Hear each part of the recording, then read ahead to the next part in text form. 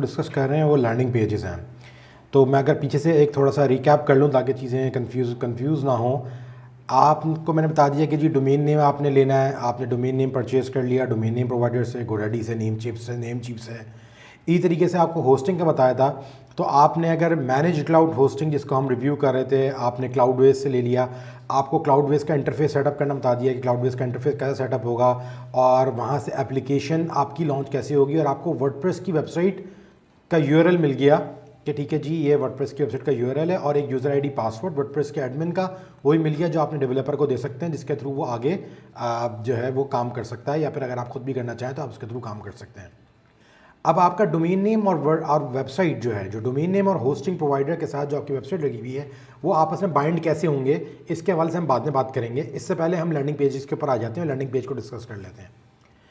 तो जी landing pages क्या चीज़ है और लैंडिंग पेजेस क्यों इंपॉर्टेंट है। Landing page is one of the most important thing जो आपकी मार्केटिंग कैंपेन और ये जो प्रोसीजर हमारा है कि जिसके अंदर हम एक शॉर्ट तरीके से बिजनेस जनरेट कर रहे होते हैं, rather than going for a full fledge e commerce website. हम चाह ये रहे होते हैं कि हमारी मल्टीपल प्रोडक्ट्स बिक रही हों और हमारी एफर्ट कम से कम हो, तो हम एक अपना ऐसा पेज बनाते हैं जिस पेज का हम नाम देते हैं लैंडिंग पेज। और ये लैंडिंग पेज जैसे नाम से भी जाहिर है, लैंडिंग पेज मतलब somebody is landing on this page.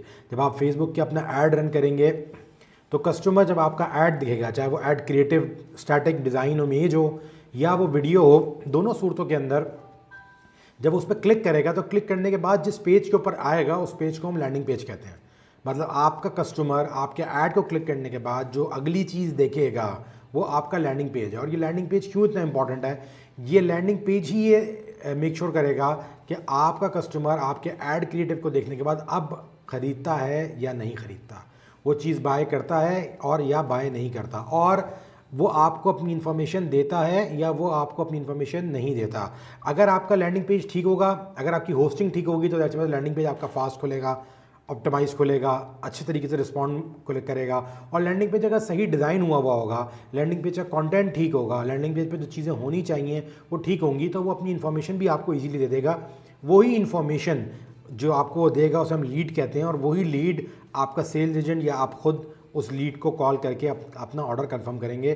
तो ये आप समझ लें कि ये इंतहाई इंटीग्रल पार्ट है। और जैसे कि मैंने पहले भी अर्ज़ किया कि मार्केटिंग कैंपेन्स के फेलियर का रीज़न कोई एक चीज़ नहीं होती, मार्केटिंग कैंपेन्स के अंदर बहुत सारी चीज़ें होती हैं। तो एवरीथिंग मेक और ब्रेक, अगर आपकी होस्टिंग प्रोवाइडर अच्छा नहीं है that will be a make और ब्रेक एज वेल। आप खुद सोचें आपका सब कुछ सही है लेकिन आपका होस्टिंग प्रोवाइडर इतना स्लो है कि आप जब अपनी फेसबुक की कैंपेन लॉन्च करते हैं, पैसे लगा रहे हैं और आपका लैंडिंग पेज टाइम पे नहीं खुलता, तो आप कस्टमर लूज़ कर जाएंगे। इसी तरीके से आपकी वेबसाइट खुल गई लेकिन आपका लैंडिंग पेज अप्रॉप्रिएटली डिज़ाइन नहीं हुआ हुआ, तो भी आप अपने कस्टमर लूज़ करेंगे।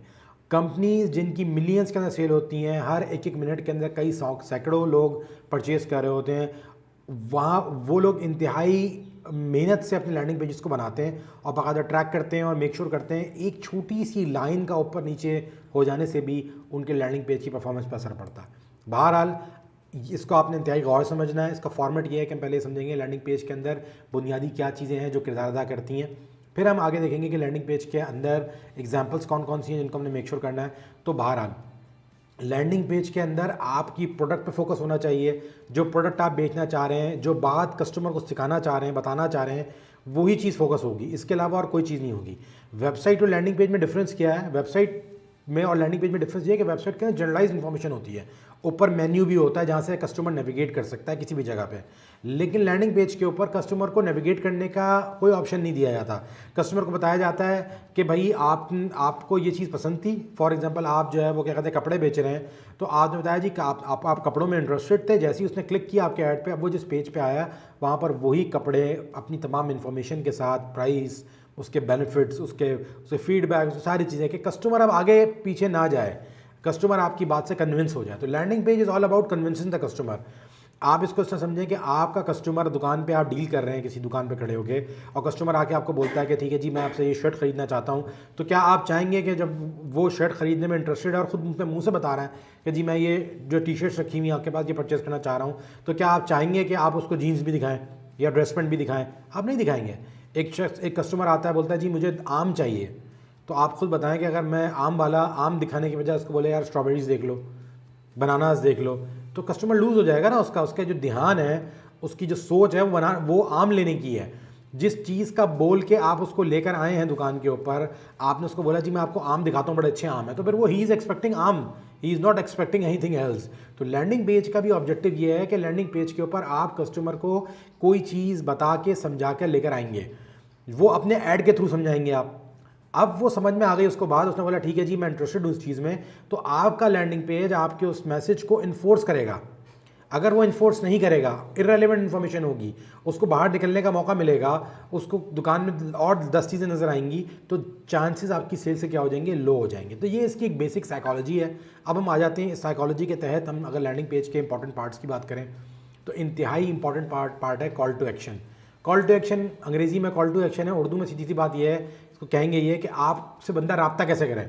बहुत अच्छी बात है, उसने आपका लैंडिंग पेज देख लिया, ही इज़ कन्विंस्ड, वो मान रहा है कि बहुत अच्छी प्रोडक्ट है आपकी, वो ख़रीदना चाहता है, क्या करे, अगला स्टेप क्या ले, आपको कॉल करे, इन्फॉर्मेशन फिल करे, आप कोई ऑर्डर नाउ के बटन पे क्लिक करे। ये जितनी भी जो अहकामात हैं जो आप उसको देना चाहते हैं कि अच्छा जी अब आपने मेरा ऐड देखा, ऐड देखने के बाद आप मेरे लैंडिंग पेज पे आए, लैंडिंग पेज पे आने के बाद मैंने आपको कन्विंस कर दिया कि मेरी प्रोडक्ट बहुत शानदार है, तो आप किस चीज़ पे क्लिक करेंगे, कॉल टू एक्शन पे क्लिक करेंगे। तो ये कॉल टू एक्शन है, तो ये इंतहाई इंपॉर्टेंट पार्ट है। हम इसको और मजीद एग्जांपल्स में भी देखेंगे कहाँ पर क्या कॉल टू एक्शन है और किस तरह यूज़ हो रहा है।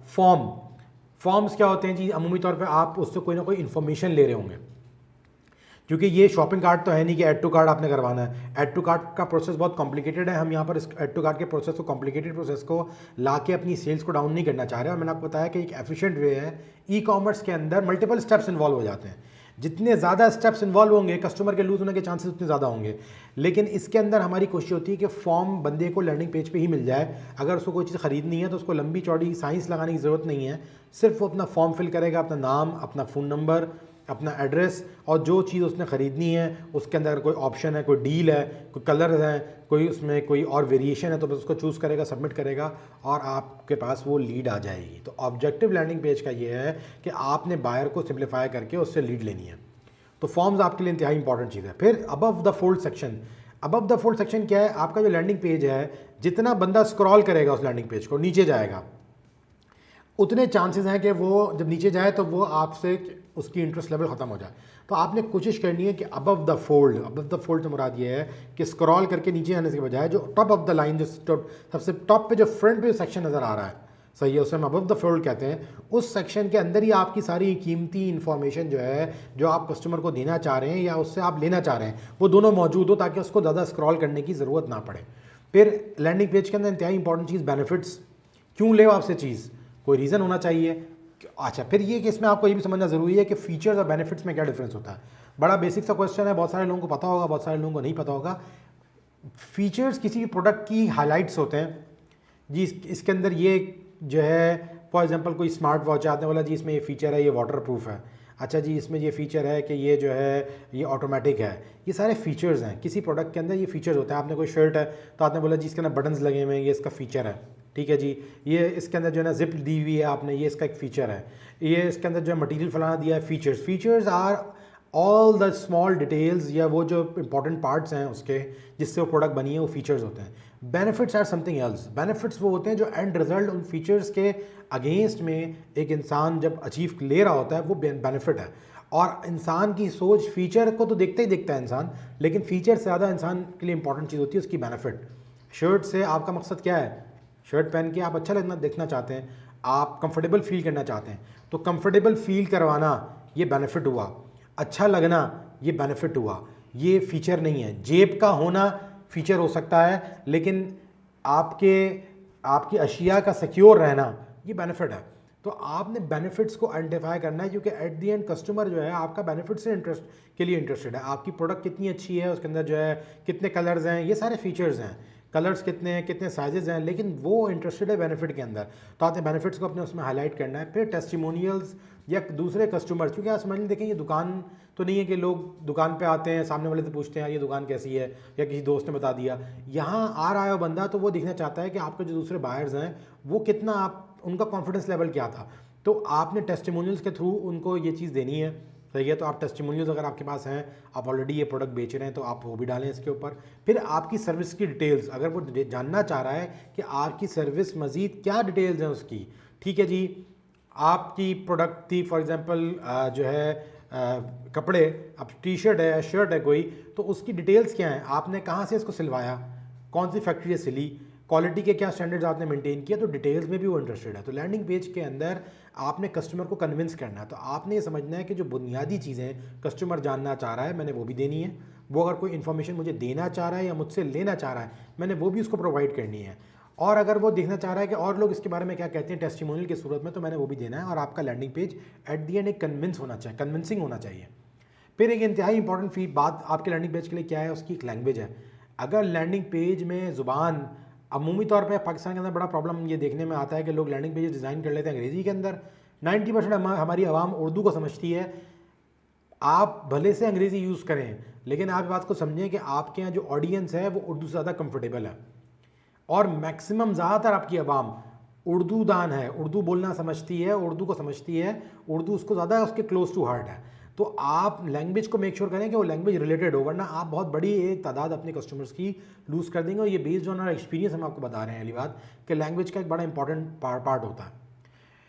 ठीक है जी, नेक्स्ट उस पर हम आते हैं। लैंडिंग पेज के अंदर क्या क्या चीज़ें होनी चाहिए। एक तो आपकी जो हेडलाइन है वो बहुत इंपॉर्टेंट है। बंदा आया आपके पेज के ऊपर, लैंडिंग पेज पे, तो आपकी पहले बेनिफिट वाली लाइन उसको नज़र आए। फॉर एग्जांपल शर्ट है तो आपकी बेनिफिट वाली लाइन नज़र आए, आज ही 3 जाज़िब नज़र क्या कहते हैं, जाज़िब नज़र शर्ट्स हासिल करें, डील 1500 रुपये में, सही है। तो आपने उसको बताया कि जी बड़ी अच्छी क्वालिटी की कंफर्टेबल शर्ट्स आपके पास अवेलेबल है। जो भी हेडलाइन आप कंस्ट्रक्ट करते हैं it should be a benefit oriented headline, और वो बंदे को जाते के साथ नजर आए कि जी ये है क्या चीज़। होता क्या है कि लैंडिंग पेज वो लैंड करता है, उसको समझ में नहीं आता कि यार ये बंदा बेच क्या रहा है। कभी कभार ऐड के अंदर उसको विजिबिलिटी नहीं हो रही होती, फिर ऐड पे विजिबिलिटी हो जाती है तो वो लैंडिंग पेज पे आता है। कस्टमर का जो स्पैन टाइम है जिसके अंदर वो फोकस करता है वो बहुत थोड़ा है। तो आपने सीधी सीधी बात करनी है, भाई ये मैं शर्ट बेच रहा हूँ, ये शर्ट आपके बहुत फ़ायदे की है, इसके अंदर आप बहुत कंफर्टेबल फील करेंगे, और ये शर्ट 1800 रुपये की है, दैट्स इट। और उसका बेनिफिट ये है कि ये इंतहाई कंफर्टेबल है, कॉटन की शर्ट है, फीचर ही बता दिया, बेनिफिट भी बता दिया, सही है, और इंतहाई मुनासिब कीमत के अंदर हम ये शर्ट बेच रहे हैं। मिसाल मैं आपको दे रहा हूँ। तो आपकी जो हेडलाइन है वो बड़ी विजिबल होनी चाहिए। अगर आपकी हेडलाइन विजिबल नहीं होगी, आपका लैंडिंग पेज गलत डायरेक्शन में कस्टमर को ले जाएगा, आप कस्टमर लूज़ करेंगे। तो एक तो इंतहाई इंपॉर्टेंट बात ये होगी। दूसरी बात ये कि अगर आपने जो हेडलाइन दी है उसके साथ में कोई इमेज आपको चाहिए, आपको एक ऐसा इमेज चाहिए जो आपकी ऑफ़र को क्या करे, रीइंफोर्स करे। अब ऐड आपका लगा हुआ है शर्ट बेचने का, आपने हेडलाइन बनाई हुई है शर्ट की, और उल्टे हाथ पे तस्वीर आपने लगाई हुई है जो है वो गाड़ियों की, तो ऐसी बात है कस्टमर कभी भी उससे इंप्रेस नहीं होगा। वो तो देखना चाहता है कि जो बात आप जुमला बोल रहे हैं कि ज़बरदस्त किस्म की शर्ट है, आप जी पहनेंगे कंफर्टेबल फील करेंगे, तो और कॉटन की शर्ट है और 1800 रुपये की उसकी हेडलाइन है फॉर एग्जांपल, तो उल्टे हाथ पे अगर उसको कोई शख्स कॉटन की शर्ट पहना हुआ नज़र आएगा और इंतहाई अच्छा सा मॉडल है कोई फॉर एग्जांपल, और वो कंफर्टेबल तरीके से खड़ा हुआ है, तो वो डेफिनेटली उस चीज़ से क्या होगा, इंप्रेस होगा। तो आपने ना सिर्फ ये कि हेडलाइन अपनी सही चूज़ करनी है, बल्कि उसके साथ में जो आपका इमेज होगा वो इमेज भी आपकी हेडलाइन में जो बात है उसको इन्फोर्स कर रहा हो। फिर आपकी जो कॉपी है उस लैंडिंग पेज में जो कुछ आपने तफसीलात लिखी हुई हैं वो इंतहाई सोच समझ के आप बैठ के लिखेंगे। अभी तो जैसे कि ट्रेनिंग के अंदर तो मैं जनरली आपको एक जुमले बोल रहा हूँ, लेकिन ये जुमले ऐसे नहीं होते, इनके ऊपर बैठ के लिखना पड़ता है, सोचना पड़ता है कि इस हेडलाइन को आपने थोड़े से अल्फाज के अंदर किस तरीके से अपनी बात को अगले बंदे तक पहुँचाना है कि आपका बेनिफिट भी सामने आ जाए, अगले बंदे को आपकी बात भी समझ में आ जाए, शॉर्ट भी हो। तो आपने तमाम अपनी लैंडिंग पेज के अंदर जहाँ भी आप लिखेंगे कंटेंट, वो तमाम का तमाम कंटेंट बहुत सोचा हुआ, समझा हुआ, और अल्फाजों का चुनाव बहुत गौर से आप करेंगे, तो वो आपका लैंडिंग पेज इम्पैक्टफुल होगा। फिर आपका जो कॉल टू एक्शन है वो बिल्कुल साफ़ और वाज़ेह होना चाहिए। कॉल टू एक्शन, ऑर्डर करें, कॉल करें, वो तमाम उसके जो रंग, जो आप कॉल टू एक्शन में रंग इस्तेमाल करेंगे वो बाकी पूरे लैंडिंग पेज से जुदा होने चाहिए, ताकि आपका कॉल टू एक्शन कस्टमर को नज़र आए और वो उस पर क्लिक कर सके, क्योंकि वही असल चीज़ है जब वो कन्विंस होने के बाद उस पर क्लिक करके आगे की तरफ प्रोसीड करेगा। फिर लीड फॉर्म उसके अंदर अबव द फोल्ड होना चाहिए। लीड फॉर्म से मुराद क्या, कि आप जो मालूमात उससे लेना चाह रहे हैं, इकट्ठी करना चाह रहे हैं, उसका नाम है, उसका एड्रेस है, अगर वो शर्ट बेच रहे हैं आप तो कितनी शर्टें वो परचेज करना चाह रहा है, कलर्स की कोई सिलेक्शन लेना चाह रहे हैं, तो ये सारी की सारी इन्फॉर्मेशन फॉर्म की सूरत में आपकी वेबसाइट, आपके लैंडिंग पेज के अंदर अबव द फोल्ड होना चाहिए। फिर कोई अगर रेलिवेंट ऑफर है, आपकी कोई ऑफ़र है, कोई डील है, तो वो डील भी विजिबल आपके लैंडिंग पेज पे उसका भी कोई हिस्सा होना चाहिए जहाँ पर वो डील लिखी हुई नज़र आए। अच्छा जी ये डील है, एक के साथ एक फ्री, विजिबल तरीके से नज़र आए। आपने चीज़ों को सामने रखना है, इन चीज़ों को, और इन चीज़ों का सामने ख्याल भी रखना है। फिर उन चीज़ों के बारे में आपने मालूमात लेनी है। अगर आप फॉर्म में जो चीज़ें लेना चाह रहे हैं कस्टमर से, तो वो लें जो ज़रूरी है।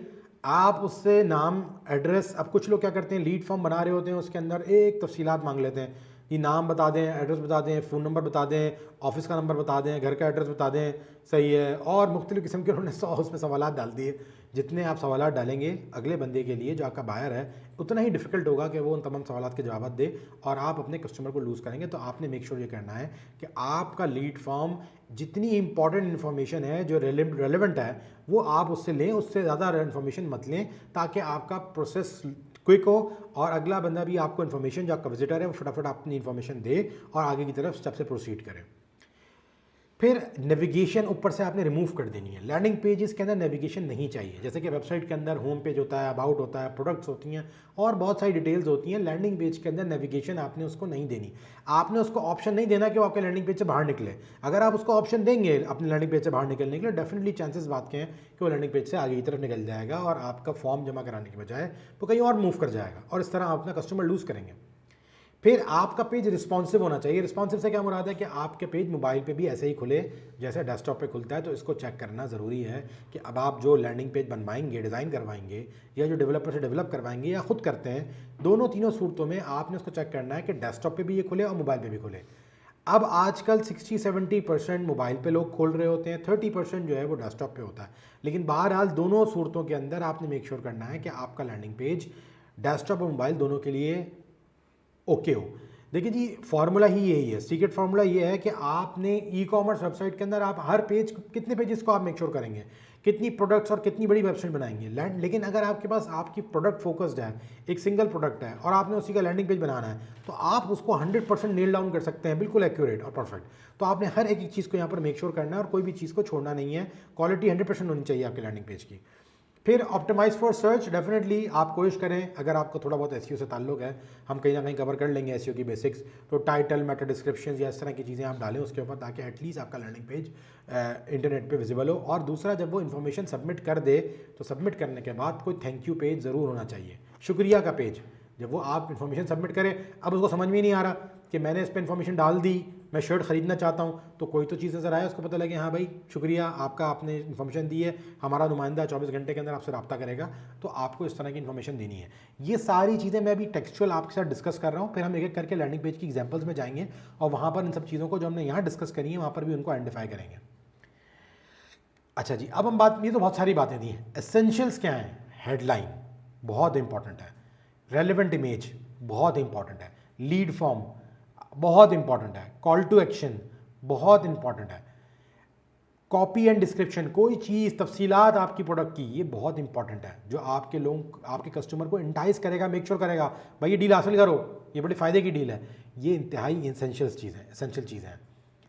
अब हम बात करते हैं, जब कंटेंट लिख रहे होंगे तो हमने किन किन चीज़ों को मेक श्योर करना है। अब जब आप कंटेंट लिखने बैठेंगे इन चीज़ों को सामने रखते हुए, तो जाहिर सी बात है आपको पता होगा कि हाँ यार मैंने कंटेंट लिखना है, तो आपने अब किन चीज़ों को सामने रखना है। आपने ये देखना है कि आपकी प्रोडक्ट क्या मसला हल कर रही है, क्या सोल्यूशन दे रही है, क्या फ़ीचर्स हैं, क्या बेनिफिट्स हैं, क्या सोशल प्रूफ है। फिर अगर कोई उसके जहन में इश्कालात हैं, किसी को कोई प्रॉब्लम हो सकती है, कोई डिलीवरी के बारे में कंसर्न हो सकता है आपका कस्टमर, आपकी प्रोडक्ट से मुतालिक आपने सोचना है कि लोगों के ये मसाइल लोगों के जहन में होंगे जब वो ख़रीद रहे होंगे, सही है। कोई मनी बैक गारंटी की सूरत में आप उसका मसला हल कर सकते हैं। तो वो उन सवालात के जवाबात आपका लैंडिंग पेज पहले से एज्यूम करके उनके जवाबात आपने लैंडिंग पेज पे लिखने हैं, डालने हैं। फिर case studies, testimonials, statistics, information, facts and figures, इसके ज़रिए से आप अपने कस्टमर को क्या कर सकते हैं, कन्विंस कर सकते हैं। तो आपने जो भी कंटेंट लिखना है वो इन चीज़ों को सामने रखते हुए रखना है। फिर ये चीज़ें ऐसी होती हैं जो वैसी कस्टमर को ज़रा थोड़ा और इंटाइज कर देती हैं। क्या चीज़ें? इसे क्लिक ट्रिगर्स भी कहते हैं और क्लिक ट्रिगर्स भी कहते हैं। इसके अंदर बहुत सारी चीज़ें हैं, आपने अक्सर देखी होंगी और इनका एक इम्पैक्ट होता है, डेफिनेटली इंसान की नज़र ठहरती है। कोई मनी बैक गारंटी अगर आप दे रहे हैं तो एक तो ये है कि आपने लाइन में लिखा हुआ है सिंपल सा मनी बैक गारंटी, एक ये है कि उसका बैज बना हुआ है मनी बैक गारंटी का रेड कलर का और विजिबल होकर लिखा हुआ जी मनी बैक गारंटी, या आपने कोई कस्टमर है उसको तस्वीर लगाई हुई है और वो कुछ अल्फाज बोल रहा है, वो अल्फाज लिखे हुए हैं, कस्टमर की तस्वीर आई हुई है, या कोई प्राइस है आपकी, आपने बोला जी 2500 रुपये की शर्ट, उस पर आपने रेड लाइन लगाई हुई और आगे लिखा हुआ है 1800 रुपये की। तो डेफिनेटली ये सारी चीज़ें क्लिक ट्रिगर्स कहलाती हैं और ये एक इम्पैक्ट क्रिएट करती हैं कस्टमर पे और कस्टमर उसको देख के इम्प्रेस भी होता है, फिर उससे कन्विंस होता है। सारा मसला ये होता है कि आपने पैसे खर्च करके जब आप ऐड चलाएंगे और लैंडिंग पेज पे कस्टमर को लेकर आएंगे, तो आपका लैंडिंग पेज अगर कन्विंसिंग नहीं होगा, उस पर इंफॉर्मेशन आपके कस्टमर को कन्विंस नहीं करेगी, तो यू विल लूज़ कस्टमर और आपकी एड कैंपेन ज़ाया होगी और फिर आप बोलेंगे जी मार्केटिंग कैंपेन से मुझे कोई फ़ायदा नहीं पहुंचा। तो ये इसकी कुछ चीज़ें हैं। नेक्स्ट इसके अंदर हम डिस्कस करते हैं लैंडिंग पेजेस के एग्जांपल्स और फिर हम उनको आगे मूव करके एक करके उनको रिव्यू करें।